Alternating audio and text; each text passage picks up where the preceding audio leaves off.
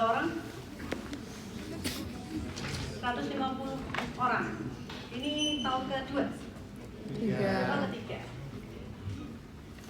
Ya, maaf telat ya, karena ada tugas di Sarjito. Jadi saya berkewajiban memberikan materi terkait dengan letal aritmia. Saya rasa tadi sudah ada emergency in cardiology part 1, Prof. Budi ya, tentang sindroma koroner akut. Dan saya melanjutkan yang kedua, mengaitkan dengan letal aritmia dan cardiac arrest. Nanti slide-nya silahkan minta. Tapi paling tidak saya akan memberikan overview apa sih yang penting terkait dengan letal aritmia dan cardiac arrest. Semua pasien meninggalnya lewat cardiac arrest. Ya, algoritma tata laksananya akan kurang lebih sama. Itu nanti yang paling tidak teman-teman akan terpapar sekilas.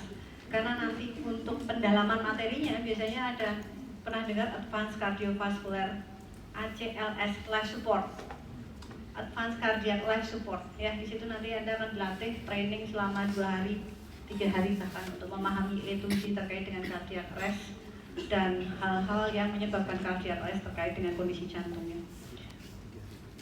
Intinya jantung tidak hanya masalah koroner, ya. Ternyata yang sering kali membuat masalah henti jantung adalah aritmia, meskipun salah satu penyebabnya adalah koroner. Tapi saya ingin mengenalkan bahwa ada beberapa pasien yang tanpa ada penyumbatan di koroner pun dia bisa mengalami cardiac arrest, bahkan pada usia muda deh. Atlet mengalami pingsan di lapangan ternyata ventricle tachycardia dan ventricle fibrilasi ya. Pemain bola yang sangat terkenal yang kita tahu lah pemain bola internasional itu screening kesehatannya seperti apa, ternyata pun masih bisa mengalami suatu cardiac arrest. Jadi memang artinya bahwa cardiac arrest tidak hanya mengenai usia tua, tidak hanya mengenai yang koroner, bahkan beberapa penyakit terkait genetik, kita sebutnya channelopathy untuk kardiak, itu bisa mengalami sudden cardiac arrest. Mungkin 2 bulan lalu ada pasien 18 tahun datang dengan cardiac arrest. Ternyata dia mengalami suatu sindroma namanya sindroma Brugada. Terus kemudian ada juga pasien mungkin umurnya belum sampai 30 tahun, dia polisi, lari kilometer ke-8, kolaps. Ternyata ada masalah arrhythmogenic ventricular cardiomyopathy. Jadi kita memang harus memperluas cara berpikir kita bahwa jantung tidak hanya mengenai usia tua. Itulah pentingnya kadang-kadang screening ya. Cuma memang bukan mass screening, tapi pada pasien-pasien yang mengalami, yang ada riwayat cardiac arrest di keluarganya pada usia muda, maka kalian harus mengadakan screening. Yang kedua, pasien dengan sinkop saat exercise, jangan pernah bilang itu bukan apa-apa. Kalian harus melakukan eksplorasi lebih lanjut, jangan sampai pasiennya nanti mengalami cardiac arrest. Pasien yang meninggal saat tidur itu pun ada, dan tidak selalu terkait dengan jantung koroner. Intinya biasanya tachyarrhythmia. Tachyarrhythmia apa? Saya rasa mungkin tahun kedua kemarin sudah pernah mendapat pelajaran mengenai EKG tachyarrhythmia ya.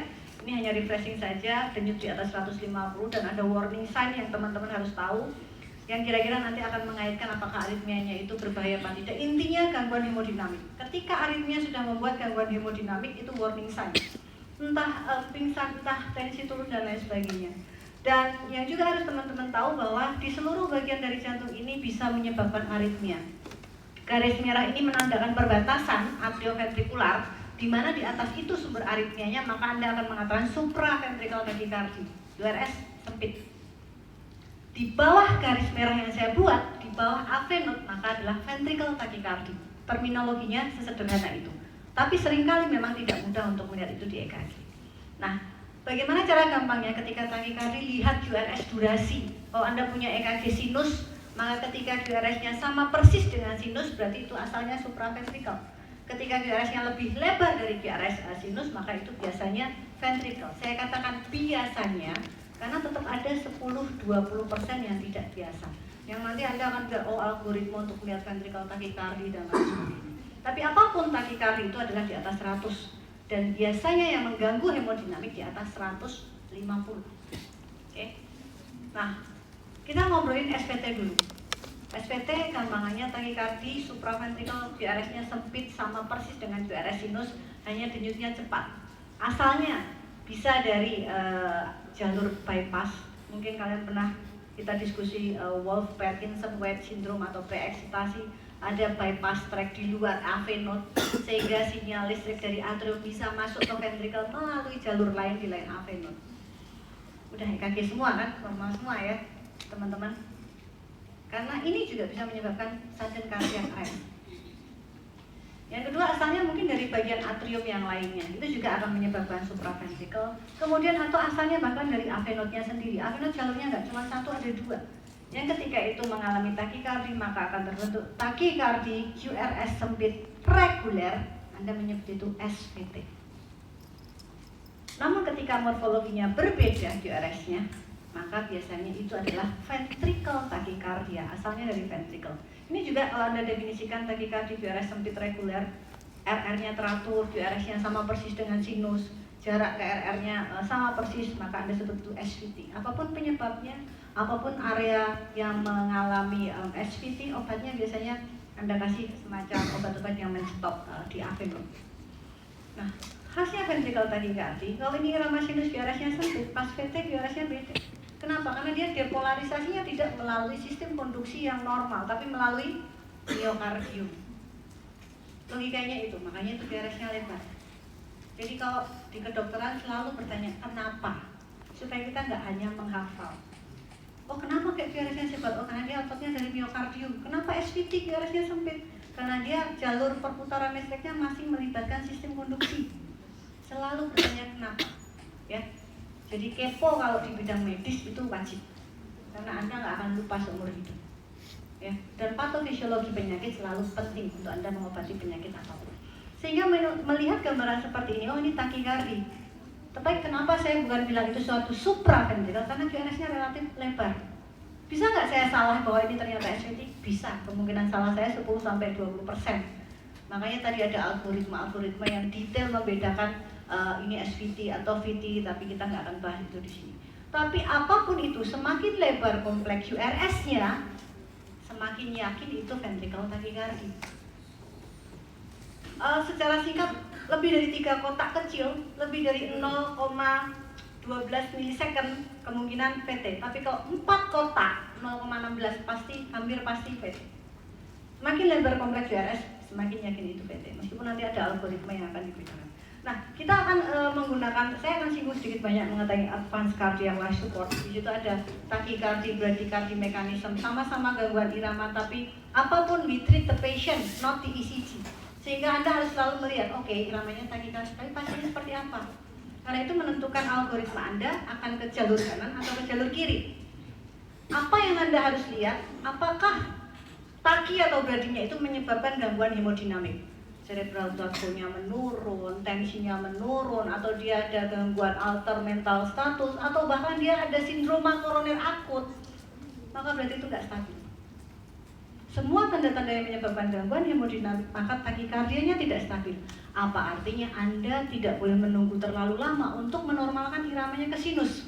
Dan satu-satunya cara paling cepat adalah memberikan kejut listrik jantung. Begitu cara menghafalkannya. Jadi selalu bahwa Anda akan melihat ABC-nya tentu dievaluasi, apakah ada hipotensi, perubahan mental status, kemudian tanda-tanda shock, nyeri dada iskemik ya, dan kemudian akut heart failure. Kalau iya, nggak bisa menunggu, Anda harus segera lakukan kejut listrik yaitu synchronized cardioversion. Tapi kalau nggak ada tanda-tanda itu, Anda akan melewati jalur-jalur ini tadi. Pakai obat lah intinya. Obat yang berusaha menghentikan semua aritmia, karena Anda masih bisa menunggu. Tapi kalau ada tanda tadi, biar cuma satu, maka tidak bisa menunggu. Nah, obat apa yang akan diberikan? Logikanya, kalau itu suatu supraventricle tachycardy yang konslet, yang mengalami abnormal adalah di avenot dan sekitarnya. SVT, avenot dan sekitarnya. Kenapa? QRS-nya sempit, sistem konduksi. Sehingga semua obat yang Anda berikan adalah yang bekerjanya di avenot. Salah satu paling gampang adalah adenosine. Sayangnya ini udah mulai jarang ada di Indonesia, ya. Adenosine ini kerjanya mungkin kurang dari 10 detik efeknya, tapi sangat ampuh untuk menterminasi takikardia karena dia directly di avenot. Obat lain apa kalau nggak berespon? Ya obat-obat anti aritmia yang lain. Ya mudahnya seperti itu. Dan kalau takikardianya stabil, artinya tidak mengganggu yang lain-lain, Anda tentu harus membedakan apakah itu SVT atau VT, sehingga nantinya bisa masuk ke algoritma yang tepat. Nah, tapi kalau Anda tidak stabil, lakukan kejut listrik jantung. Apa bedanya dengan kejut listrik jantung pada pasien yang cardiac arrest? Bedanya adalah synchronize. Ya, Sinkronis. Apa maksudnya sinkronis? Bahwa ketika Anda pencet tombol energi itu, maka dia akan menjatuhkan energinya pas di gelombang R. Itulah kenapa Anda harus pencet tombol sinkronis untuk mensinkronkan dia dalam gelombang R. Itu bedanya. Jadi kalau unstable tachycardia, sinkronis cardiovascular. Tapi kalau VR, Anda nggak perlu sinkronis, langsung entry, you are clear, everybody clear, shock. Ya, ini dosisnya nanti bisa dibaca. Nah, tachycardia selesai. Bagaimana dengan bradycardia? Sama. Hanya per definisi tachy terlalu cepat ke kanan, berarti terlalu lambat ke kiri. Tachy batasnya 150, biasanya brady batasnya 50 yang menyebabkan gangguan hemodinamik. Bahwa kita juga tidak hanya men-treat EKG, tapi kita akan melihat ini pasien apa. Apa konsekuensinya? Ketika menemui bradycardia yang macam-macam seperti ini, maka selalu Anda akan melihat apakah ada hipotensi, perubahan mental status, tanda shock, iskemik, takut heart failure. Sama, berarti tachy sama. Cuman ingat 5 ini. Logikanya apa kok ini kayak? Karena berarti bradimu, tachymu sudah mengganggu hemodinamik, sehingga menyebabkan tensinya nggak terukur, kemudian perubahan mental status, nggak bisa nunggu, nggak bisa obat, langsung saat itu juga lakukan kejut listrik kalau tachycardia. Tapi kalau bradycardia, artinya Anda harus memberikan terapi. Terapinya bisa obat atau pasang temporary pacemaker, atau berikan obat-obat yang menaikkan rate dopamin, epinefrin, dan lain sebagainya. Ya, ini adalah 3 obat yang biasanya kita berikan untuk menaikkan denyut. Dosis Anda bisa baca. Tapi jangan kebalik-balik obat brady dengan obat tachy ya. Kalau ini harus hafal. Dan selalu Anda, penyakit apapun, Anda mau ngasih obat, Anda harus tahu manfaatnya, dosisnya, side effect. Kamu nggak mau juga kan dikasih obat yang dokternya nggak tahu efek sampingnya apa, dosisnya berapa. Jadi Anda bertanggung jawab memberikan obat ke pasien. Apa itu manfaatnya? Bekerjanya di mana? Ilmu farmakologinya dipakai. Dosisnya berapa? Side effect-nya berapa? Karena semuanya harus kita antisipasi. Kalau tidak bisa respon dengan obat, tentu kita harus bergerak lebih agresif. Salah satunya adalah transvenous pacemaker, temporary pacemaker. Ada 2. Bisa kamu pasang, namanya temporer transkutan. Hanya ditempel seperti ini, yang dia akan menstimulasi otot dada sampai dengan otot jantung. Efeknya apa? Pasien nggak nyaman, karena dadanya juga terstimulasi dan seringkali nyeri ya. Atau kalau misalnya itu tidak juga berhasil, kalau di pusat-pusat rumah sakit yang mempunyai fasilitas cath, kita bisa pasang transvenous.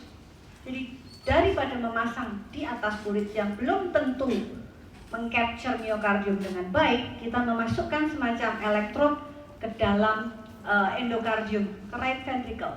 Tentu ini guided fluoroscopy. Ada beberapa tempat yang tidak punya fasilitas fluoroskopi, kadang mereka menggunakan ultrason untuk memasukkan dari femoralis kanan atau kiri sampai ke dalam. Sehingga pemacuannya adalah pemacuan di endokardium. Itu transvenous pacemaker. Jadi tachycardia unstable synchronized cardiovascular, bradycardia unstable pacemaker.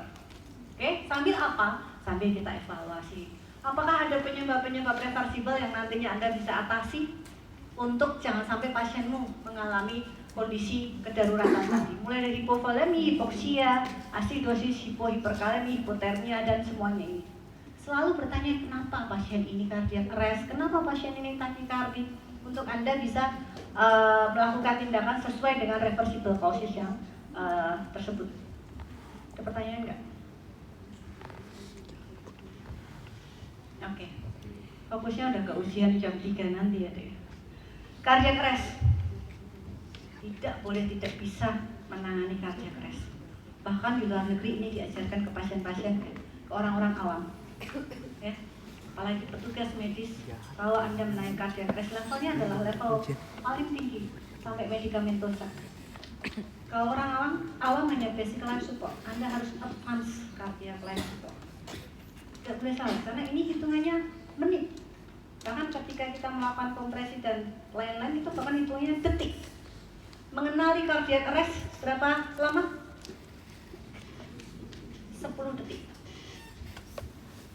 10 detik. Oke.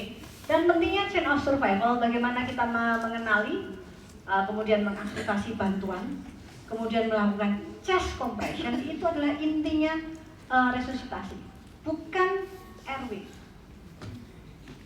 Dulu iya, Dulu RW A, B, C, sekarang nanti akan berubah urutannya.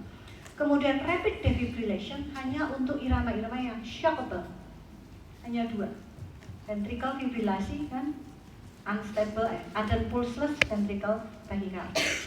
Jadi VT itu, ventricle tachycardia itu adalah aritmia yang manifestasi klinisnya sangat luas, mulai dari pasiennya datang nggak ada keluhan apapun selain berdebar, masih bisa ngobrol ke Anda. Sama-sama VT pasiennya mungkin dengan hipotensi, sama-sama VT pasiennya mungkin tanpa terapi nadi. Tapi tata laksananya tentu berbeda. Tapi cardiac arrest ini mudah karena Anda cukup menghafalkan 4 irama saja. Dan rapid defibrillation hanya untuk 2 irama. Jadi 2 irama sisanya kita tidak melakukan defibrilasi. Keluar di ujian.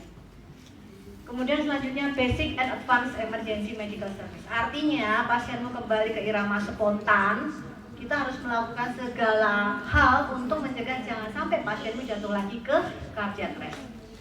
Oke. ABC to CAB. Dulu airway breathing compression, sekarang enggak. Circulation airway breathing atau compression airway breathing.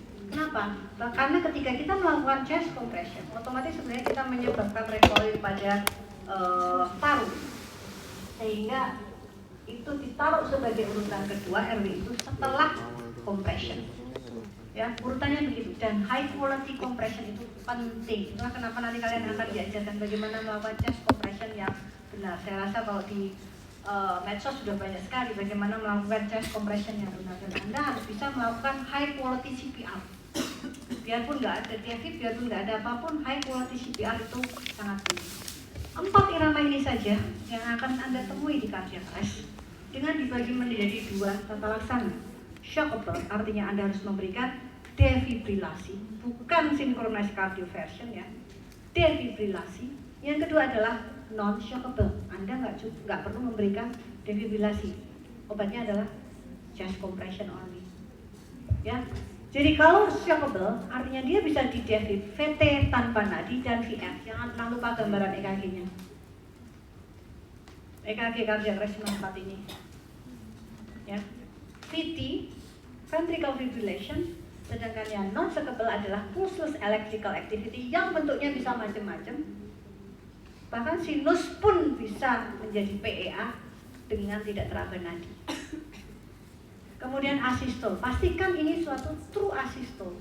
Jangan sampai leadnya kecabut atau leadnya lepas, Anda bilang itu asystole ya. Pastikan ini true asystole. Semua ini Anda cek dalam hitungan kurang dari 10 detik. Lihat monitor 10 detik.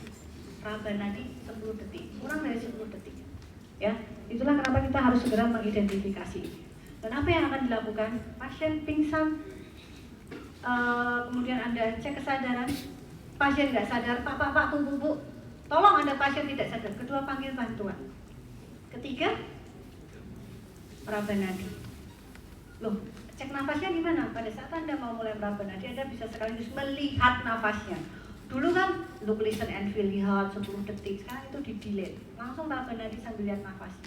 Meraba nadi selama 10 detik. Di mana? Merabanya di mana? Karotis. Kanan boleh, kiri boleh, kalau pada bayi atau anak di femoral atau bahkan di brachial. 10 detik tidak ada nadi, ataupun Anda ini ragu-ragu saya nih, ada nadinya enggak ya? Anggap tidak ada. Semua teraba nadi ya? Teraba nadi. Kalau ragu-ragu, anggap tidak ada nadi. Karena lebih bahaya Anda tidak melakukan kompresi pada cardiac arrest dibandingkan pasiennya sebenarnya pingsan, Anda kompresi, tidak masalah. Oke? 10 detik, dan kemudian no breathing, only gas pack, no pulse, bikin CPR dengan siklus 30 banding 2. Apa yang dimaksud? Anda melakukan 30 kompresi, berhenti, kasih 2 nafas. Biasanya nanti kalau ikut kursus ACLS, kita ngajarin nafasnya bukan mouth to mouth, tapi kita akan kasih semacam kayak mask untuk langsung kita tiup lewat mask itu, dan itu one way valve. Ya, saya rasa ACLS akan wajib ketika nanti Anda kerja di UGD. Dan kemudian habis itu datang monitor, maka Anda akan melihat monitornya iramanya, apakah VT tanpa nadi, apakah ventricle fibrillasi, apakah PEA, apakah asystole yang nanti akan masuk. Ini apakah perlu Anda defib atau tidak perlu Anda defib. Ya, Dan begitu seterusnya nanti berputar terus, siklusnya 30/2, 30/2 selama 5 siklus berhenti, cek lagi nadi kalau monitornya belum datang. Seperti itu dan terus berulang. Dan ini adalah suatu sistem yang kita memang harus continue dan harus terbiasa. Mungkin tidak setiap hari saya yakin tidak setiap hari Anda akan menemui cardiac arrest. Mungkin cuma sebulan sekali, setahun sekali, tergantung Anda kerjanya di mana. Tapi kapanpun, dimanapun, emergency equipment harus siap. Defibrillator harus siap. Jangan defibrillator disimpan di lemari dan kuncinya dibawa perawat yang dinas pagi. Harus ready kapanpun, karena kita tidak tahu kapan pasien mengalami cardiac arrest. Ini nggak boleh salah melakukan bantuan hidup dasar bantuan hidup lanjut pada cardiac arrest. Dan beberapa obat-obatan nanti bisa dilihat obat-obat apa yang harus diberikan. Intinya not too fast, not too hard. Berapa cepat 100 sampai 120 kali per menit. Tapi bahwa itu nanti ke dalamnya juga harus dilihat 5 sampai 6 cm. 5 sampai 6 cm untuk kompresinya.